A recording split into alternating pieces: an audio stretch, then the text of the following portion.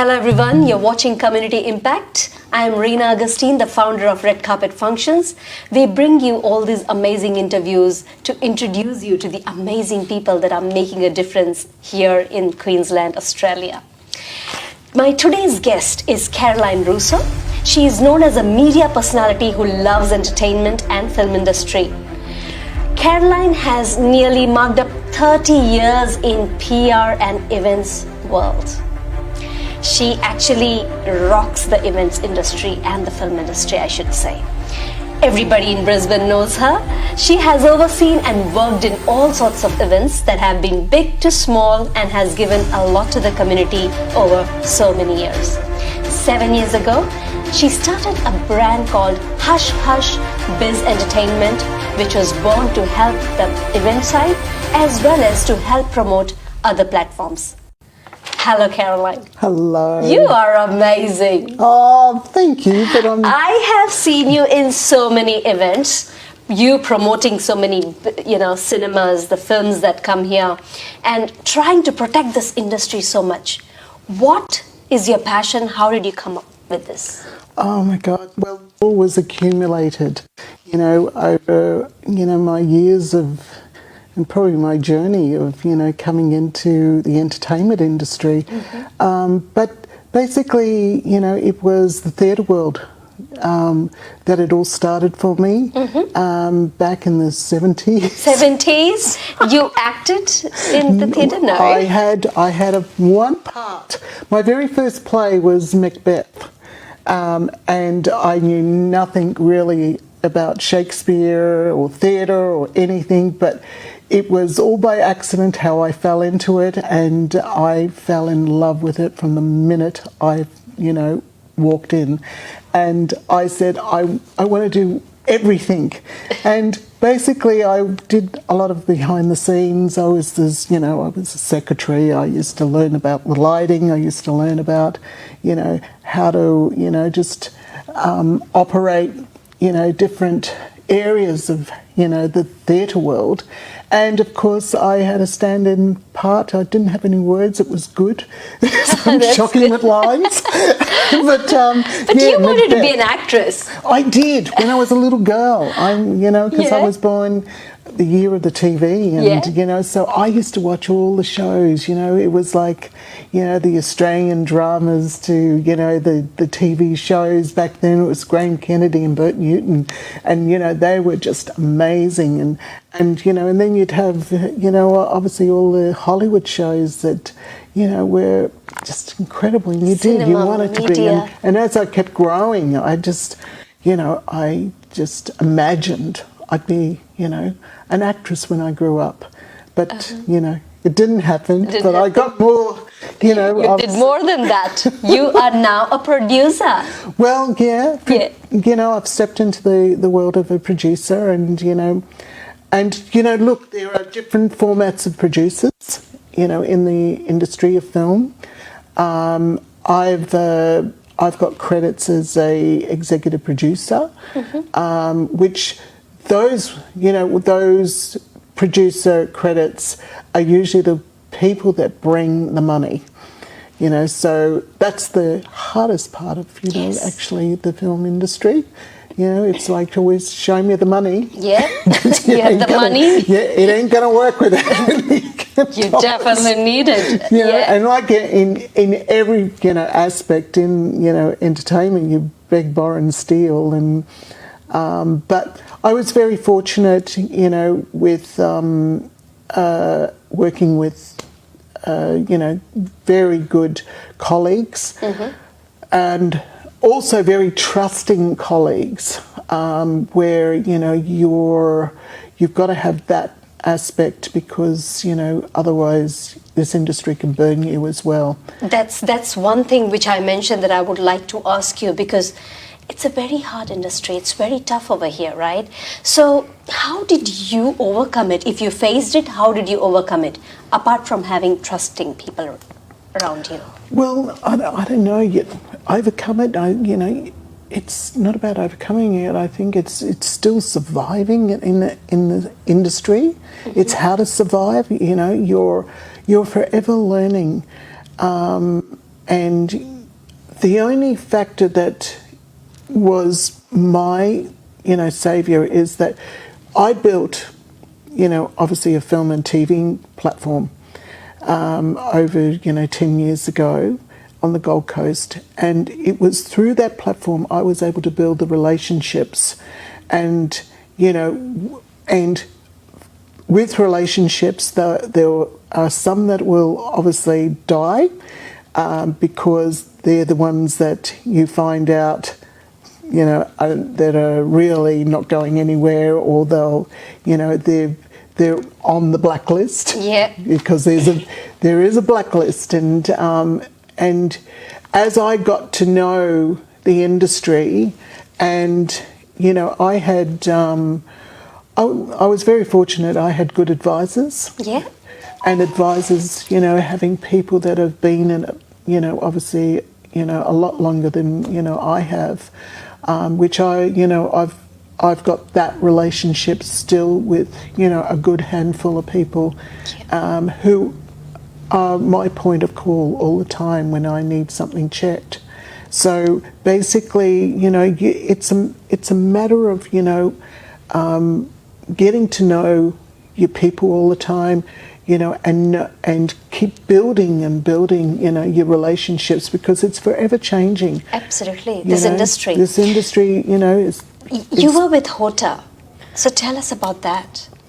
The Arts Centre, the Gold Coast Arts Centre was now HOTA, which I had a very long association with the Arts Centre, over my years, prior to me getting into the film industry, because, I used to be assistant to the manager of the Gold Coast ambassadors, and for many years, and then obviously all the name changes came, which is now HOTA, but yeah, my association with the, fact that I was able to, work with starting the film and TV platform there was a great way in the basement. And the basement used to be very much, I don't know if it still is, but the place for comedy. Oh, wow. It only holds usually about 100 people, and it's got a little stage, and it's got all the stage and lights and everything that you need, and nice bar, and it's cozy, and it's So for years I held my events there, and and I staged and showcased and platformed some of the biggest people in the business too, because I had associations with New York Academy and and other reputable sort of film schools and casting directors, and that used to come to me, and we used to headline these speakers, and the wealth of information that used to go out on those nights to the independents, and also the business that used to be made in these nights were incredible. My proudest moment of, especially in the earlier days of basement days, was a producer, a very good producer, used to work for Disney. She had come to me and said, "Do you mind if I have the platform? For 5 minutes, I've got a project. It's a music video that I'm trying to sort of get some money on." And I said, "Sure." I said, "I'll introduce you." I said, and therefore she, spooked about her project and everything. And she, and what I used to do is invite certain investors. No one knew they were in the room. And that particular night, there was, the wife of a filmmaker, and I sort of went on the stage and I said, "Right, everybody, we need to help Shirley, and let's do it. So dig in." And as I'd finished that sentence, this woman in the front row said, I'll give her the whole $8,000. So we raised $8,000 in 5 minutes. You get opportunities. So that's what you do. You create opportunities for talents. Well, I created opportunity, to raise money, finance, for projects, for producers. And then you transition to the Star Casino? Well, that we did because literally I was starting to outgrow the Arts Centre. There was a couple nights there that we ended up in the bigger room, which, actually 200 people comfortably. And we used to have really big shows there. So when it had the biggest stage, and which, I'd have dancers, I'd have, amazing dance outfits, and openings, and, we'd have singers and all this. So I'd throw in a whole real mix of things. And, and therefore we would, theme it to particularly who I would select to, obviously have as the speakers of that night. And, and truly it did filter what I was doing. So people from Sydney used to come, they used to come from Toowoomba, they used to come from everywhere, So it was very good. But one night I had particularly the GM, who was American, that I invited one night, and his wife was an actress. And he came along one night, and I had it must have been David Gould, again, an amazing filmmaker. He's from New Zealand. He works with, big stuff. He worked with Superman and the Hobbits and all that. So, and he was able to really explain the modelling of producing as well. So, again, they were getting masterclasses, in my events. And again, the networking was great afterwards. Yeah, that's the best part, isn't it? It's great. I don't even know how much business was happening, but everyone was happy.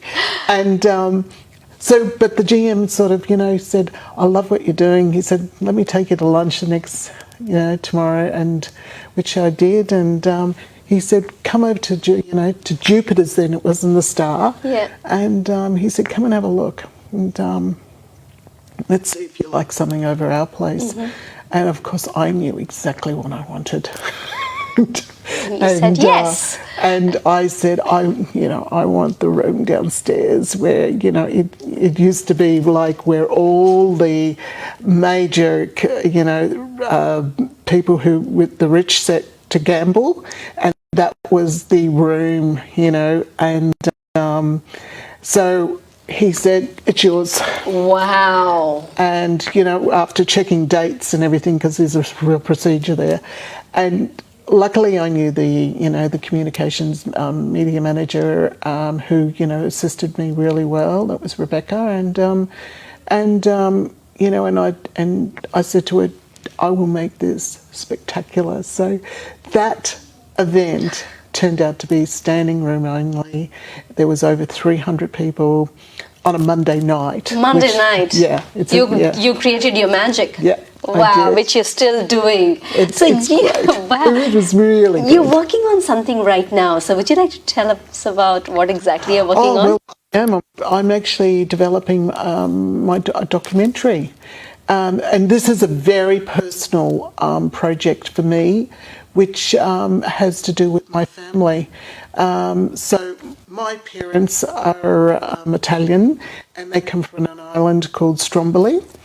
And Stromboli, also had a film made in the 50s.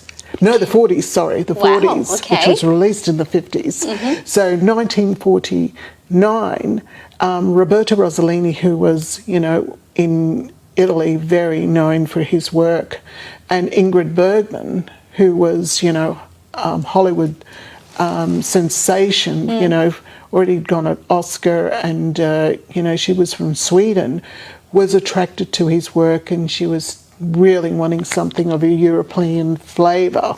So she wrote to him, and they ended up, he ended up making sure that he could write something for her suitable to make a film, and he found Stromboli. And of course, with that film, my mother obviously was in that film as an extra. She was an extra, and she had, lots of different parts over the time. My grandfather on my dad's side had a speaking part with Ingrid Bergman, and then my other grandfather was her personal butler, her security, so he used to, always make sure she had everything, she needed.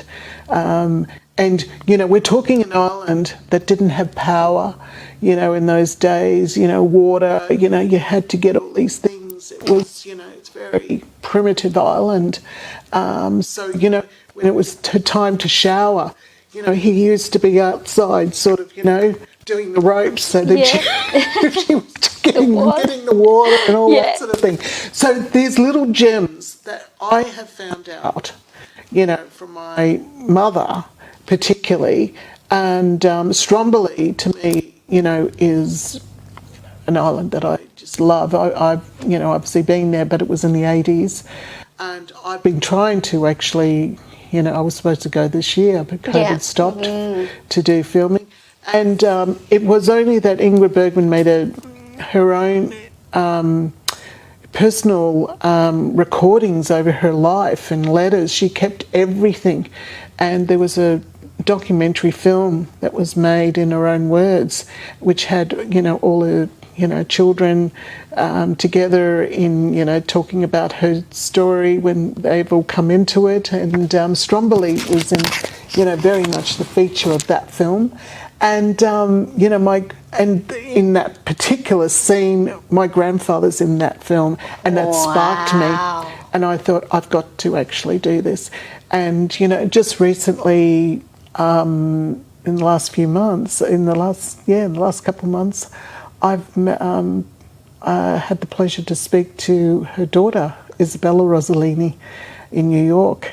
And, gosh. And I did an interview with her. That is amazing. So, and I told her the story of my family knowing her family, and she was fascinated. That's such a small world, and how the stories come out. So you're doing a documentary on it. Yes, we have.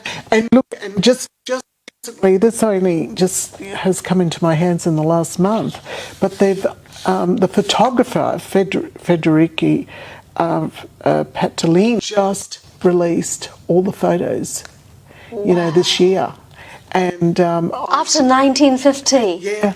Yeah, they've just, and there's 90 pages of behind the scenes of, and I just got this book about a month ago, and here, and even just in this particular, I can see my grandfather there. Oh, wow. Yeah. That just gives you goosebumps, Caroline. I know.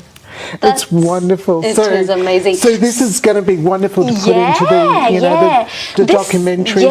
But it's also, it's a story about, immigration. It's about the people of the island leaving.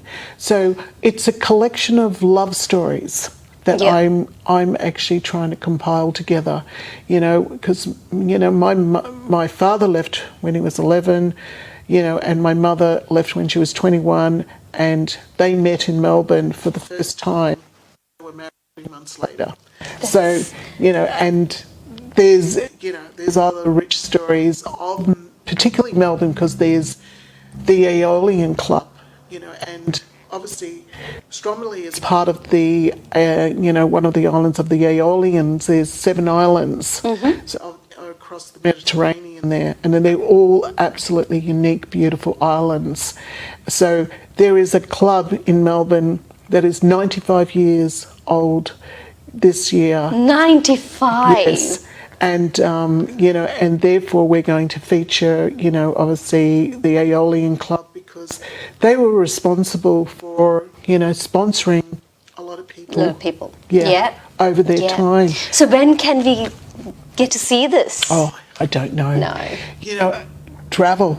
I've been limited with travel this year, Has this affected the cinema? The cinema world is bleeding. Isn't it? Yeah. Yeah. What can we do? Oh, I don't know. I'm actually trying my hardest at the moment. Just Are in people going to the my- cinemas? No, they're not. They're not. It is bleeding. You know, this is where the distribution of, you know, they won't release the films, the distributors. You know, they're all going now to streaming, and now Warner Brothers is, you know, just made an announcement this week that, you know, all the factors will be, you know, going straight to HBO. I've had conversations with, you know, 3 cinema outlets, you know, in the last month, and they're very, very worried. Yeah. You know, very worried, you know, of their future. The only thing that's keeping them glued together is, you know, the fact that the government job keeper. Yeah. But you know, when March hits, that'll disappear, and we don't know what's going to happen. Whether, you know, if it depends on how, you know, the major releases. For instance, the Bond film, it's been sort of cancelled now twice. They won't do the James Bond film until they have got the correct okay with the UK market. Yeah.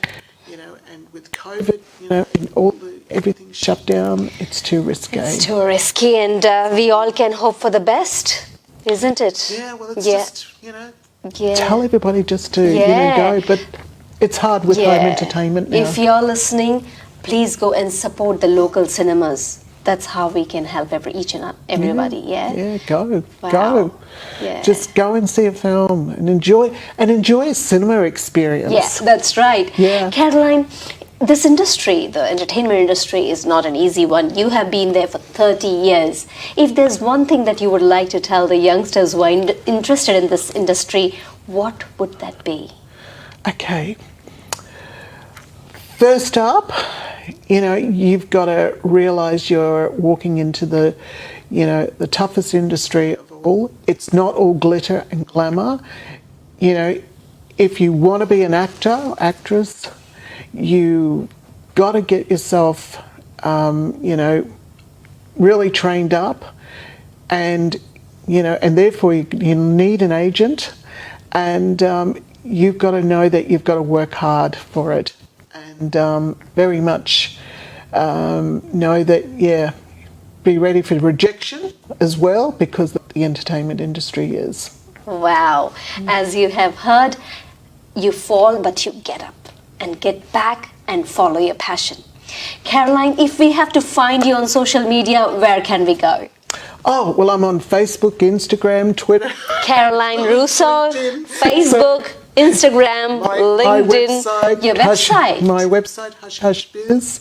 .com.au? Yeah. Hushhushbiz.com.au? No, just .com. .com. All right, Yeah. it's .com. Hushhushbiz.com. Caroline Russo. Right? Fantastic, Caroline. Pleasure having you today. Thank you so much for sharing your views. So, ladies and gentlemen, as they say, this industry is really tough. But if you fall, you get up. You follow your passion. That's what we have heard from Caroline Russo. If you want to find her and follow what exactly she does, go to hushhushbiz.com and you will find Caroline there. Caroline, thank you so much for joining us today. Really pleasure to have you, and thank you for sharing your story. Thank you. Thank you. My today's guest knew that she wanted to be a designer. Welcome our guest, Rita. Thank you very much. How long have you been running that for? Yes, correct. I just opened the business 6 years ago.